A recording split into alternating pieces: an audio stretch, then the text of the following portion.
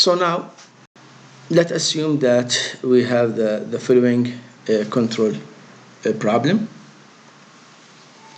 and here I will give, let's say, example. Let's assume that we have an elevator. So consider an elevator. When fourth floor button is pressed,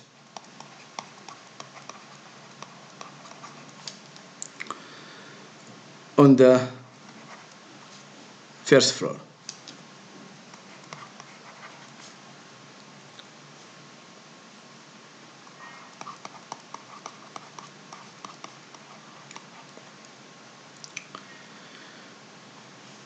Now, simply the elevator must rise to the fourth floor with the speed and floor leveling accuracy according to the design. So simply, so here we have two objectives, let's say. So let's say the elevator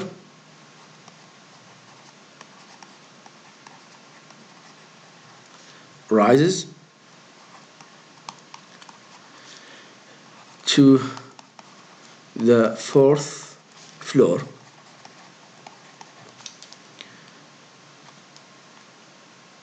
with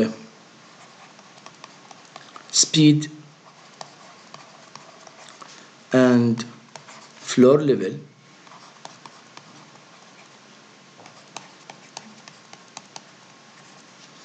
floor leveling accuracy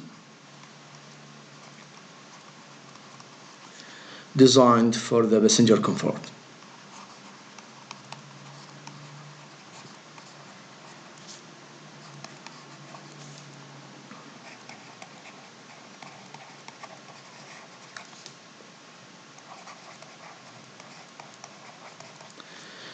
So let's assume the following.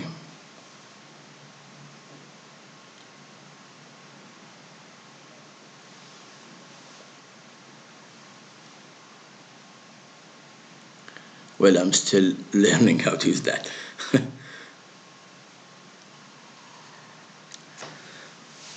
And let's flip this one here. Yeah. And yes. And in the same fashion, let's put it here and plot one here and another one here.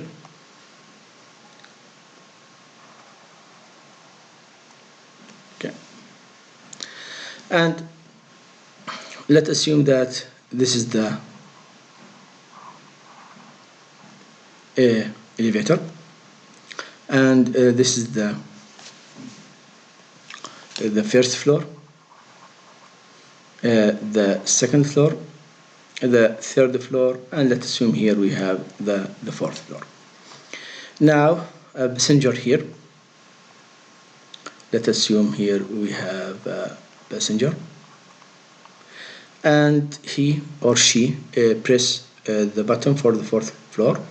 So simply this means that the elevator must go from the first floor to the fourth floor with certain speed and leveling, which depend on the passenger comfort.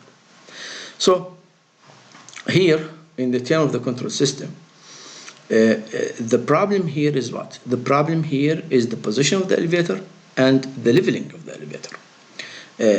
So simply here we must go from the first floor to the fourth floor with a certain speed and certain leveling, let's say.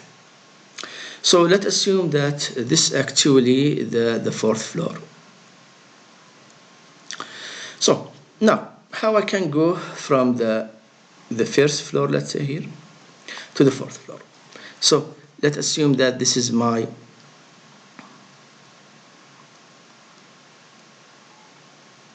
desired level or desired output.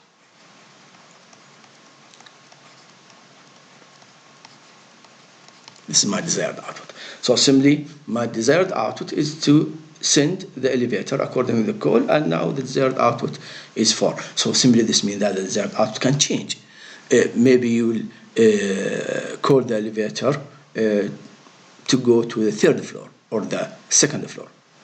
Of course, in that case, you should use the stairs. So how I can go from 1st to 2nd with a certain, let's say, speed and leveling. So let's assume that I'm having initial position here, and I will go from here to this one, to this, Now, this is not acceptable response. Why? Because in the end of the day here, I'm having leveling mismatch. And this can be very dangerous if this elevator, for example, is serving a hospital or handicapped person. So simply, this is very important to notice that. In this case, what you are designing, the response, is simply according to the comfort of the passenger, the convenience of the passenger, and the safety of the passenger. So what about if I'm using the following response?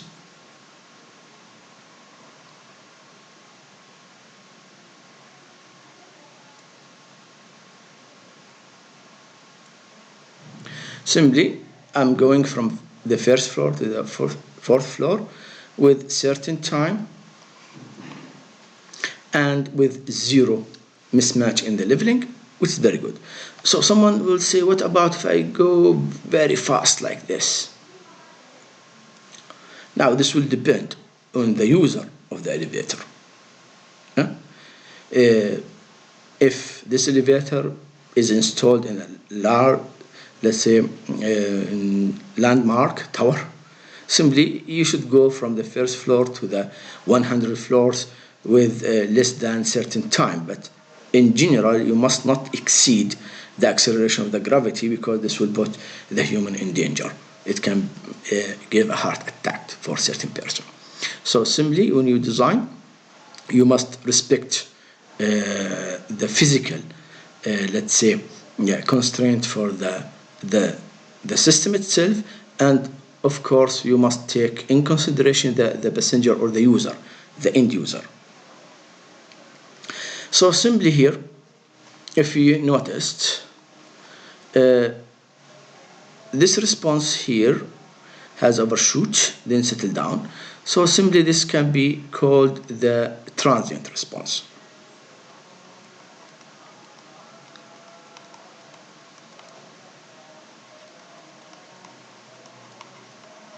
And after that, this is actually what we call the steady state response.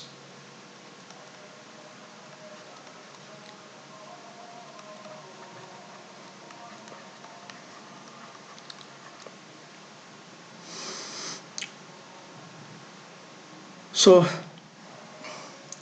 someone will say, why I cannot design my response such that with no time I can jump, let's assume this is the 1st floor, I can jump from the 1st floor to the 4th floor. So this is a step change. Now this is an ideal response, and this is what we call the unit step response.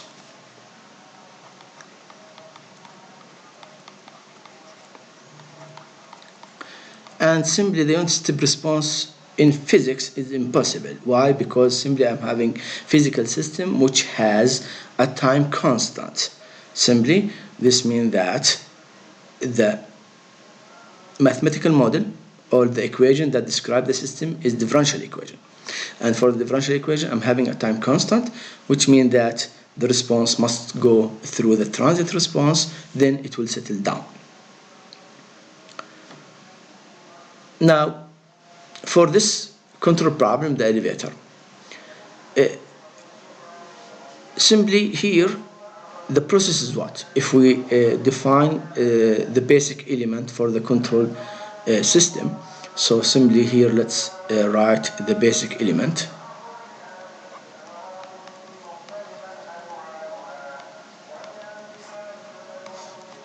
So simply the first thing here, I'm having the process.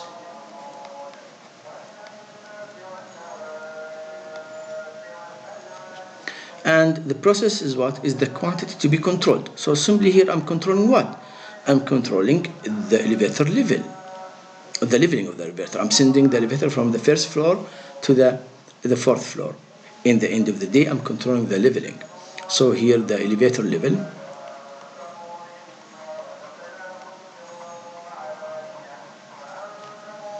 And by the way, the elevator by itself cannot change its level. So I need, let's say, a mechanism in order to put the process into automatic action, which we call it the actuator.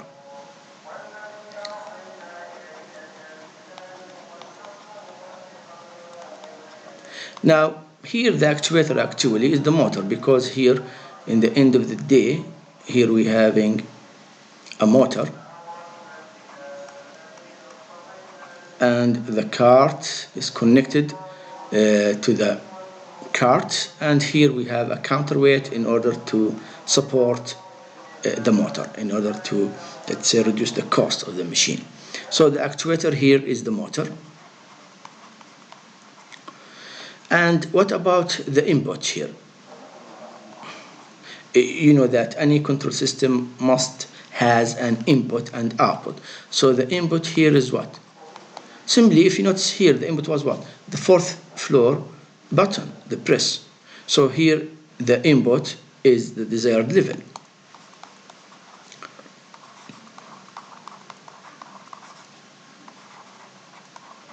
And what about the output? The output also is very simple. The output actually is the actual level.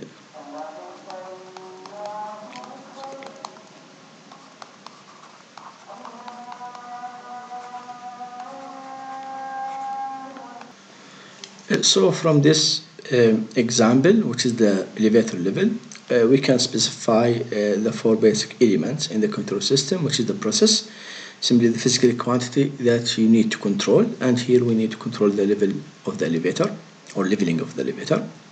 And the actuator, we need a mechanism in order to put the process into automatic action. The elevator by itself cannot change position, so simply we need a motor in order to this is the motor, in order to move the cart. And simply we as we stated here, this is what we call it counterweight, and this weight is used to support the motor while let's say leveling, or while moving the cart. And finally, as any control system, if you notice in the first block we plotted, we have input and we have output. So the input is actually the desired output, which here the desired level, and the output is the actual output, which is the actual level. So from this example, and we state that for the response we have two responses. We have the transient response, and we have the steady state response. So